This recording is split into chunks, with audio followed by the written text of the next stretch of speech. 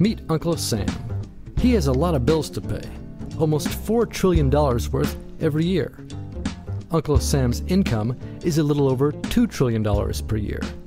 To make up the difference, the deficit, he does what most Americans do. He borrows money.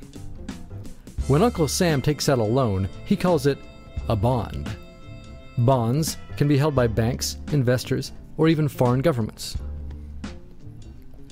Uncle Sam has to promise to pay interest on these bonds, just as you do on any loan you take out. Ever consider paying your mortgage with your credit card? That's exactly what Uncle Sam does. He takes out new loans, new bonds, so that he can make payments on the old ones. All those loans and all that interest adds up.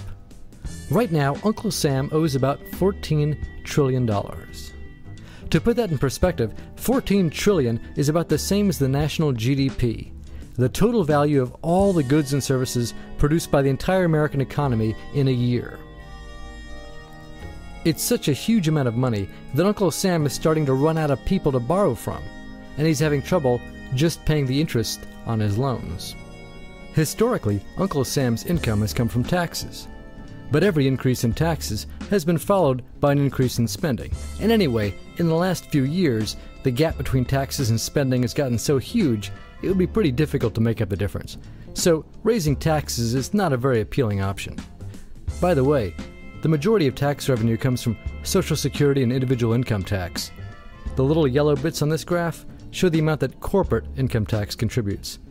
Remember that the next time Uncle Sam's friends in the business community tell you that you should pay more taxes, but that they shouldn't. Anyway, Uncle Sam has one more way to make money. Just make it. He can place a phone call to the Federal Reserve, which is our central bank, and like magic, money is created and deposited in banks all around America. The problem is that the more of something there is, the less it's worth. Same goes for the US dollar. The more dollars there are, the less each one will buy. That's why commodities like gasoline, food, and gold become more expensive when Uncle Sam does his money-making magic.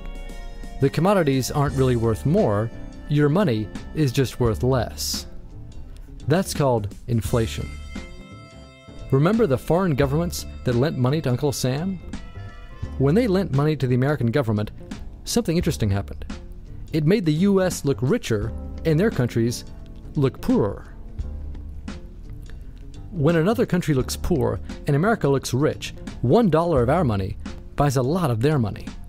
So they can pay their workers only a few pennies a day. With such low labor costs, they can sell their products in America for lower prices than any American manufacturer can. The easiest way for American companies to compete becomes to move their factories overseas and pay their foreign workers a few pennies a day too. This causes a recession.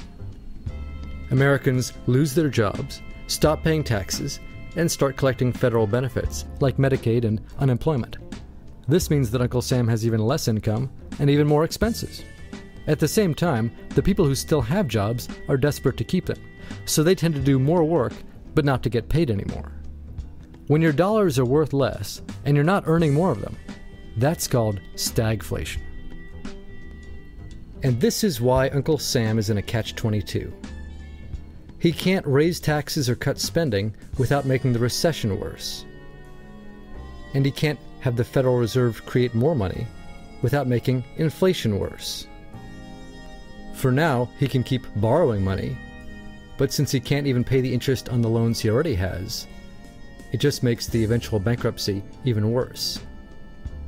Whether in 2 months or 2 years, the day will inevitably come when Uncle Sam can no longer pay his bills.